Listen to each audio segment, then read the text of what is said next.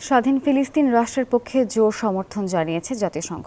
শুক্রবার এই প্রস্তাবের পক্ষে সাধারণ পরিষদে ভোট দেয় ১৪২টি দেশ।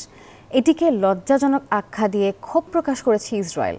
আর এদিকে গাজায় হামলা আরও জোরদার করেছে দখলদার বাহিনী। গেল ২৪ ঘন্টায় ইসরায়েলি হামলায় প্রাণ হারান ৬৫ ফিলিস্তিনি। শুক্রবার নিউ ইয়র্কে জাতিসংঘের সদর দপ্তরে অনুষ্ঠিত ভোটাভুটিতে স্বাধীন ফিলিস্তিন রাষ্ট্র প্রতিষ্ঠার প্রস্তাবের পক্ষে সমর্থন দেয় ১৪২টি দেশ। বিপক্ষে ভোট দেয় যুক্তরাষ্ট্র সহ ১০টি দেশ। ভোটদানে বিরত ছিল ১২টি দেশ।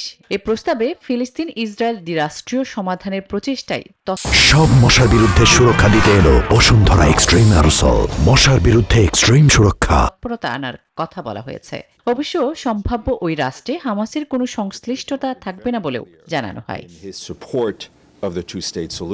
তবুও নাখোশ ইসরায়েল।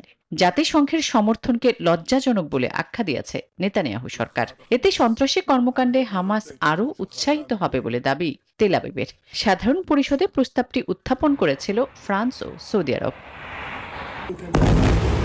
এদিকে এত কিছুর পরেও গাজায় হামলা বন্ধ করেনি দখলদার বাহিনী, উল্টো হামলা জোরদার করেছে ইসরায়েল। এতে আরও দীর্ঘ হচ্ছে হতাহতের তালিকা। এমনকি পশ্চিম তীরেও অভিযান জোরদার করা হয়েছে, আটক করা হয়েছে বহু ফিলিস্তিনিকে। এমন আবহে হোয়াইট হাউসে কাতারি প্রধানমন্ত্রী মোহাম্মদ বিন আব্দুল রহমান বিন জসিম আল থানিকে আতিথ্য দিলেন ডোনাল্ড ট্রাম্প। এ সময় দোহায় ইসরায়েলের হামলা ও দুই দেশের নিরাপত্তা ব্যবস্থা নিয়ে আলোচনা করেন তারা। সম্প্রতি দোহায় হামাসের শীর্ষ নেতাদের লক্ষ্য করে ইসরায়েলের হামলার পর থেকে যুক্তরাষ্ট্রে কূটনৈতিক তৎপরতায় রয়েছেন কাতারের প্রধানমন্ত্রী। আসমা তুলি, নিউজ 24।